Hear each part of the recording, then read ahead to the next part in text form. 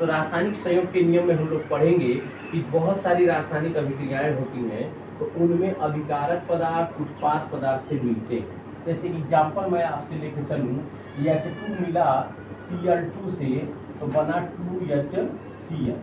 तो जब ये H2 मिला Cl2 से तो इधर जो भी चीजें हैं इनको कहते हैं अभिकारक पदार्थ, अभिकारक पदार्थ।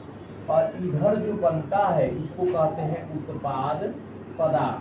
ठीक है, तो अभिकारक पदार्थ और उत्पाद पदार्थ। जब भी कोई रासायनिक अभिक्रिया होती है तो वो उस रासायनिक अभिक्रिया का अध्ययन करते हैं और देखते हैं यह अभिक्रिया किन नियमों का पालन कर रही है। तो जिन नियमों का यह अभिक्रिया पालन करती है उन्हीं नियमों को संयुक्त रूप में मिलाकर कहा जाता है रासायनिक संयोग के नियम। अर्थात इसमें अभिकारक कितने कितने अणु जुड़े हैं, उत्पाद में कितने अणु बने हैं, अभिकारक का कितना मात्रा ग्राम में लिया गया, लीटर में लिया गया, उत्पाद कितना ग्राम में बना, कितना लीटर में बना, इनमें अणुओं का अनुपात क्या है, इनमें अणुओं का उत्पाद क्या है। यानी अभिकारक और उत्पाद पदार्थों का किसी रासायनिक अभिक्रिया के संदर्भ में विस्तार से अध्ययन करना रासायनिक संयोग के नियम के अंतर्गत आता है। इसमें टोटल 5 नियम है। पहला है द्रव्यमान संरक्षण का नियम, जिसको लेवाइसर, विशेष तौर पे लेवाइसर करते हैं, इनका पूरा नाम है एंटोइन लेवाइसर, है ना। इन्होंने 1774 में प्रस्तुत किया था। क्या है अब इसकी चर्चा करेंगे हम लोग। दूसरा स्थिर अनुपात का नियम, इसको जोसेफ प्राउस्टियन ने 1799 में प्रस्तुत किया था। तीसरा है गुणित अनुपात का नियम, जॉन डाल्सन ने 1830 में प्रस्तुत किया। व्युत्क्रम अनुपात का नियम चौथा है, जिसको रिचर्ड नामक वैज्ञानिक ने 1792 में प्रस्तुत किया। और पांचवा गेलुसैक है, वैज्ञानिक के नाम पर ही है, गेलुसैक ने प्रस्तुत किया था। ये नियम गैसों पर ज्यादातर काम करता है, 1808 में प्रस्तुत किया गया। आइए पहले नियम का हम लोग चर्चा करते हैं, विवेचना करते हैं।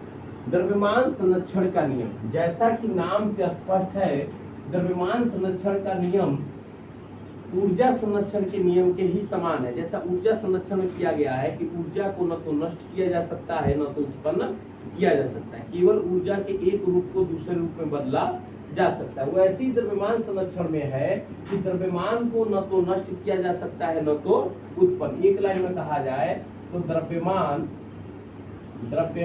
को न तो नष्ट किया जा सकता है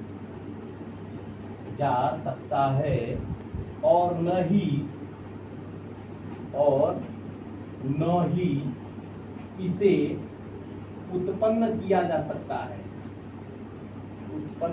जा सकता है, शॉर्ट में हम लोग एक लाइन में संक्षिप्त में कह सकते हैं कि द्रव्यमान संरक्षण के नियम में पदार्थ के अस्तित्व की बात कर रहे हैं।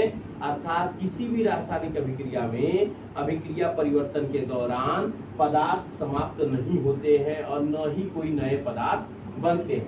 तो इसको दूसरे शब्दों में कहा जाए तो कह सकते हैं कि किसी रासायनिक अभिक्रिया में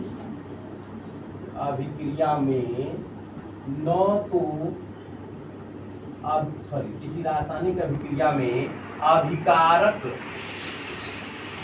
एवं उत्पाद पदार्थों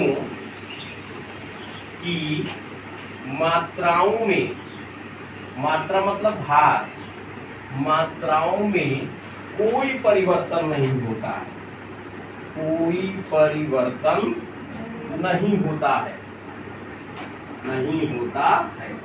दूसरी भाषा में कहें तो जितना अभिकारक होगा उतना ही उत्पाद होगा। इसको उदाहरण लेके ऐसे समझते हैं। मान लो हमारे पास एक उदाहरण है, सिंपल सा। हमने मैग्नीशियम धातु की क्रिया ऑक्सीजन से कराया, मैग्नीशियम का टुकड़ा ले लिया, उसको ऑक्सीजन में जला रहे हैं। तो जब मैग्नीशियम के टुकड़े को ऑक्सीजन में जलाएंगे तो मैग्नीशियम का ऑक्साइड बनेगा। ये हो जाएगा आपका 2, एक ही रहने देते हैं, मैग्नीशियम का ऑक्साइड MgO। यदि हम इसको बैलेंस करें, संतुलित कर दें, तो यहाँ हमको 2 का गुणा करना पड़ेगा, यहाँ भी हमको 2 का गुणा। ये संतुलित समीकरण के लिए ही लिया जाएगा। जब समीकरण संतुलित रहेगा तभी हम ये चीजें ज्ञात कर सकते हैं। तो मैग्नीशियम धातु को ऑक्सीजन में जलाएंगे तो मैग्नीशियम का ऑक्साइड बनेगा। आओ जरा भार देखें, कितना भार है? मैग्नीशियम का भार होता है 24 परमाणु भार। कितना होता है? 24। और 2 मैग्नीशियम है तो 2 गुणे 24 यहाँ लिया। ऑक्सीजन का भार होता है 16, है ना? तो 2 ऑक्सीजन है तो 16 गुना 32 यहाँ लिया। अच्छा, यहाँ 2 बना हुआ है। मैग्नीशियम का भी मैंने कितना बताया आपको? 24, ठीक है। और ऑक्सीजन का कितना बताया? 32, सॉरी माफ कीजिएगा 16। 2 का गुणा होगा था ना 32, 16। तो आप देखिए यहाँ 24 गुना 48, बोलो, और यहाँ पे 16 गुना 32, टोटल किया कितना हुआ? 0, 80। मान लो 80 ग्राम हमने इधर लिया, इधर इस साइड में, किस साइड में? अभिकारक पदार्थ में हमने कितना लिया? 80 ग्राम। तो उत्पाद में हमारा कितना बना? 80 यदि बन रहा है तो इसका मतलब इधर और इधर दोनों बराबर है, और इसका मतलब यह द्रव्यमान संरक्षण के नियम का पालन कर रहा है। क्लियर है? तो आइए फिर से समझते देखिए इसको। तो 2 गुणे इसको जोड़ेंगे तो कितना हो जाएगा? बोलिए। 6 4 10, 1 और 2 2 4। 2 का मल्टीप्लाई करेंगे कितना हो जाएगा? 80। तो आप देखिए इधर भी 80 है और इधर भी 80 ग्राम है कि नहीं है?